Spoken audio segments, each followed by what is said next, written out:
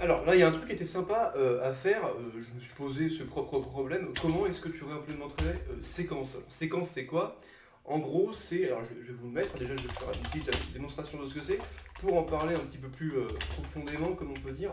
Donc, en fait, vous mettez une liste de listes, hein, même une liste de listes de listes, ça fonctionne aussi, tant qu'on a au moins juste deux niveaux de profondeur dans la liste. Donc, qu'on a au moins juste une liste de listes. Ça marche bien. Là, je mets un 2 3 dans la deuxième liste et un 2 dans la première liste. Et là, vous voyez bien en fait qu'on a le produit cartésien de tous les éléments de la liste, en fait, voilà, tout simplement. Donc en gros, de ce qu'il y a en profondeur n-2, quoi, tout simplement. Donc on a bien 1. Et ensuite, on voit aussi que tout ce qui est moins significatif est à droite, et tout ce qui est le plus significatif est à gauche, hein, tout simplement. Plus on va à gauche, plus c'est significatif. C'est-à-dire que on a au début le premier élément de la première liste qui va avec le premier élément de la deuxième liste. Et ensuite, bah, c'est directement le premier élément toujours hein, de la première liste qui va avec cette fois-ci le deuxième élément de la deuxième liste, etc. Jusqu'à ce que tout simplement les éléments de la troisième liste qu'on soit au maximum de l'élément de la liste la plus à gauche, enfin la plus à droite plutôt. Et ensuite, du coup, on re-switch vers l'élément suivant pour la liste la plus à gauche cette fois-ci. Donc, c'est pour ça qu'il y a une histoire de significativité. Et donc là, combien de possibilités de combinaisons possibles ça t'en fait, vu que c'est tous les éléments excusez-moi, qu'il y a à droite, fois tous les éléments qu'il y a à gauche, ça te fait du coup 2 fois 3, donc en l'occurrence 6 possibilités. Si j'avais rajouté là, par exemple, encore d'autres éléments, bon voilà, ça aurait fait plutôt 2 fois 3, 6, fois 2, 12 possibilités. Et vous voyez toujours que tout ce qui est à droite est le plus significatif parce que là, on reste avec du 1, on reste encore avec du 1, mais on va changer hein, à chaque fois, si tu veux, l'élément de la liste la plus à droite. Et après, bah, on part sur celle-ci où on va changer encore son élément. Donc là, en longueur, de combinaisons possibles, j'en ai bien 12. Ok, super. Bon, alors, hier soir, j'ai voulu en fait réimplémenter séquence. Ça s'est quand même paru, ça s'est avéré plutôt plus compliqué que je pensais, que ce que je pensais. Alors, je pense que, déjà, hein, littéralement, bon, ça prend 52 lignes. Alors, en Haskell, c'est peut-être pas le truc le plus optimal à faire. J'aurais pu avoir plus d'abstraction, je pense, avec des fonctions que j'aurais fait. Mais j'ai vraiment voulu aussi quand même faire ça from the ground, comme on dit, quoi. Pour vraiment un petit peu comprendre, si tu veux, les mécaniques d'abstraction qu'on va avoir avec séquence. Donc je me suis juste servi techniquement d'une liste de compréhension à la toute fin du programme. Là vous voyez que c'est un programme qui appelle des sous-programmes, qui lui-même appelle des sous-programmes, bref. Et le programme vraiment déjà qui va nous intéresser, c'est celui-là.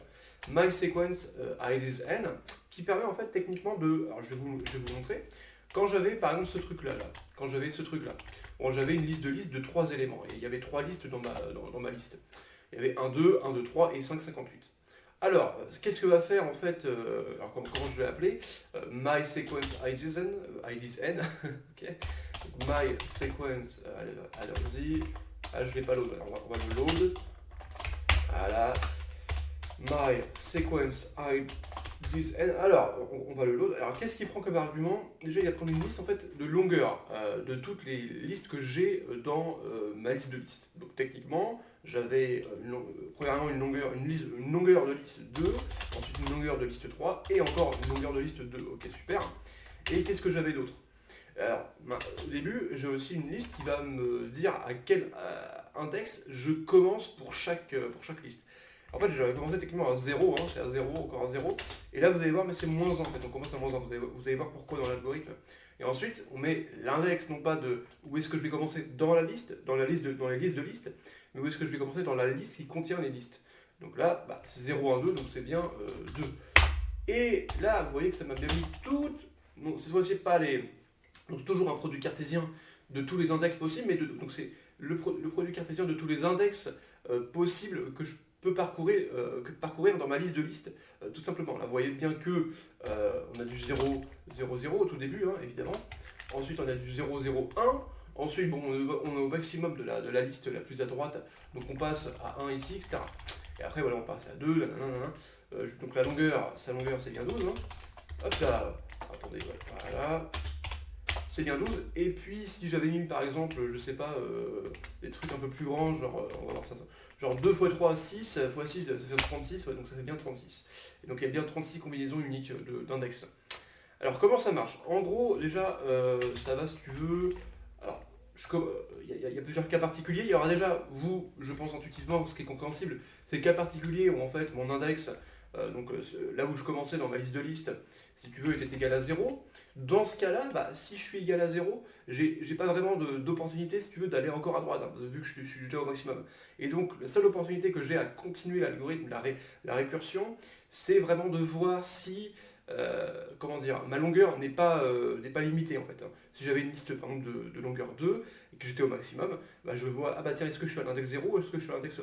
Si je suis à l'index 0, bah, je peux encore continuer d'une longueur, sinon bah, je peux pas. Et donc là, je vais arrêter le programme. C'est pour ça que si la valeur était égale à CMP-1, CMP étant en fait tout simplement, là, juste défini là, étant en tant que la longueur de la liste pour l'index où on est, et bah si c'était égal à ça, alors je pouvais plus faire marche arrière et donc j'arrête, enfin oui, marche avant plutôt, et donc j'arrêtais le programme. Donc Zen, on va retourner une liste vide afin de concaténer, enfin de mettre tout ce qu'on a mis dans cette liste vide, avec les appels récursifs, parce que vous voyez que à chaque fois on met des trucs dans une liste, enfin, dans un appel récursif qui va à la fin donner une liste vide. Alors maintenant, sinon, on continue le programme. Alors comment est-ce qu'on va continuer le programme? Alors on a une fonction là qu'on va appeler sub mySequence 0 id 0. Alors qu'est-ce qu'elle fait cette fonction? Alors, cette fonction, elle va juste en fait updater. Donc là, je vais vous la montrer, hein, ça va peut-être un peu plus simple. Sub mySequence. Imaginons que, donc c'est quoi? J'ai un index, donc j'ai un truc de 1 à 12 par exemple. Je vais updater l'élément 3 en troisième, donc en quatrième position plutôt. Je commence à 0. Donc là, vous voyez bien que l'élément ici, là, donc 0, 1, 2, 3. Donc, ce qui était 4 avant, hein, avant c'était 4, ben là j'ai fait un plus 1 sur cet élément, donc ça fait 5. MySequence 2, c'est à peu près pareil, c'est juste qu'on va mettre du moins 1 en fait directement. On va pas décrémenter 1, mais on va directement mettre à moins 1 la valeur. Et MySequence 3, c'est juste qu'on met à 0 au lieu de moins 1. Voilà. Pourquoi est-ce que j'ai fait toutes ces fonctions qui paraissent un peu bizarres au début? C'est parce que, en gros, attendez, je prends un petit café. Alors, je disais, au tout début, quand tu appelles déjà le programme avec ton premier appel, hein, sans même faire d'appel récursif au tout début, ce que tu vas faire, c'est à chaque fois, vous voyez que avant de faire un appel récursif, je vais utiliser soit la fonction subMySequence, soit subMySequence 2, ou alors subMySequence 3.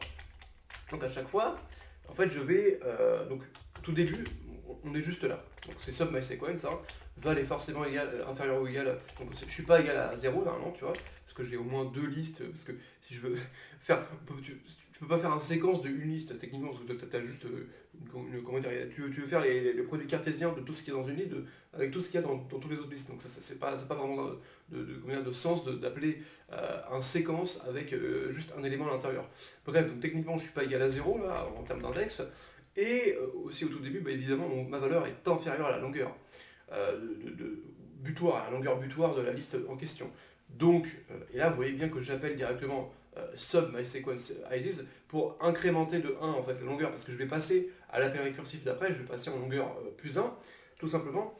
Et vu que je vais passer en longueur plus 1, évidemment, news IDs, là, qui est juste là, bah, si j'avais démarré par 0, 0, 0, là, comme je vous ai montré tout à l'heure, là, voilà, bah, j'aurais eu tu vois, 12 par exemple, donc 2 fois 3 fois 2, donc normalement ça fait 12, j'aurais eu un truc qui manquerait, et le truc qui manquait, ce serait le premier élément, où je vais directement starter à 0,01 au lieu de starter à 0,00. Donc déjà, c'est pourquoi est-ce que je commence à moins 1, et en fait dans l'architecture même de l'algorithme, c'est comme ça.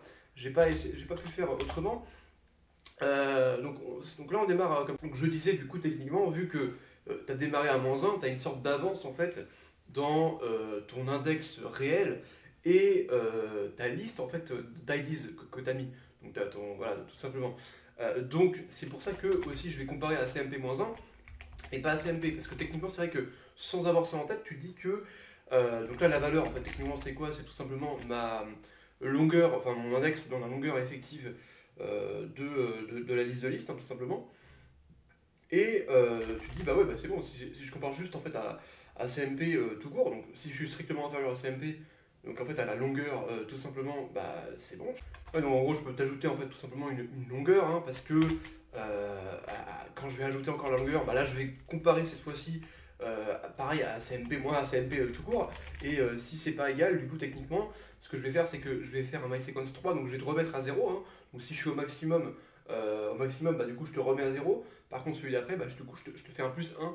Et imaginons que celui-là était au maximum, celui-là encore au maximum. Donc là, hop, là c'est au maximum. Donc je te remets à 0. Pareil, donc là c'est au maximum, je te remets à 0. Et là, bah, je te fais un plus 1, hein, jusqu'à ce que, c'est comme en fait le principe comment dire, d'une représentation binaire. Hein, tout ce qui est, quand tu fais une addition par exemple, ouais, ou avec un format du coup big endian ou little endian, c'est exactement la même chose.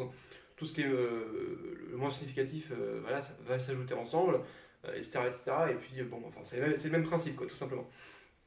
Donc voilà, alors, donc d'où le CMP-1 parce que on a effectivement un index d'avance, comme on a commencé à -1, donc on va faire ce -1 là. C'est un petit peu un truc à imprégner en tête, hein. C'est vrai que c'est pas non plus très parlant au tout début. Donc ça quand même, j'ai essayé de faire une petite explication, de vous donner un petit peu comme la direction de l'algorithme, quoi, tout simplement.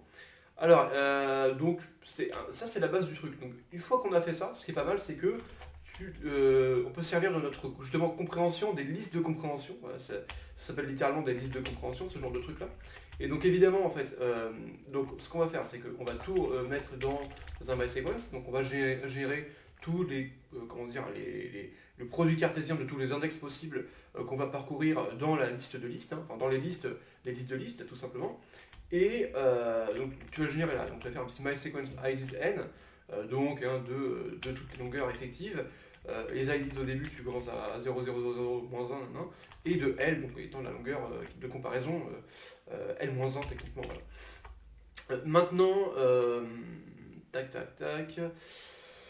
Voilà, donc comme tu as ça, en fait, à chaque génération d'un élément, donc là, en fait, la liste de compréhension ne va pas attendre la génération entière, si tu veux, de tous les éléments de la liste de listes. Non, il va juste attendre la génération d'un seul élément de la liste de liste, donc en fait une liste, hein, techniquement d'index, et il va directement, si tu veux, la passer, donc à LIDS, là, il va la passer à MySequenceList, et MySequenceList qui est juste là.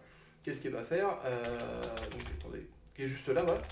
Elle va techniquement, littéralement, elle va créer une liste en fait, techniquement. Donc bon, on a déjà une liste de compréhension qui va qui va nous outputer une liste. Et dans cette liste-là, lorsqu'on va générer notre première déjà produit d'index possible à parcourir dans la liste de listes, je vais te prendre ta liste et te générer. Vous voyez bien que là, je prends XS qu'on m'a donné, donc la liste de listes, et pour chaque liste de listes, je vais te prendre l'index sur lequel je dois me situer, et à partir de cet index-là, bah, tu vois, donc X est lui-même une liste, hein, techniquement, et donc je vais prendre cet index-là, et je vais te mettre ça dans un appel récursif, jusqu'à ce que bah, une liste soit l'index. Enfin, normalement les deux en même temps vont être empty, parce que les deux auront la même longueur, hein. La liste de listes aura la même longueur que la liste donnée LIDS, parce que LIDS c'est un entier pour chaque liste de liste. Donc bref, donc lorsque il y en a,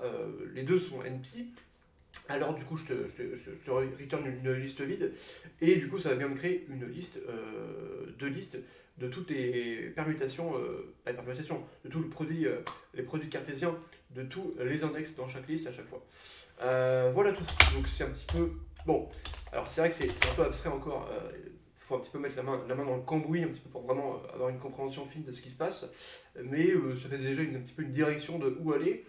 Notamment, c'est vrai qu'avec toutes les abstractions que provide Haskell, on se perd un petit peu. Donc j'ai quand même préféré aussi assez séquencer tout ça dans des blocs un petit peu plus petits. Donc on rejoint un petit peu le style impératif, même si on est toujours dans du fonctionnel. Mais c'est vrai que je pense qu'en effet, on aurait pu réduire tout ça en peut-être moitié moins ligne, si vraiment on s'y prenait bien. Enfin bref, donc bon, j'espère que cette vidéo vous aura plu, et puis à la prochaine.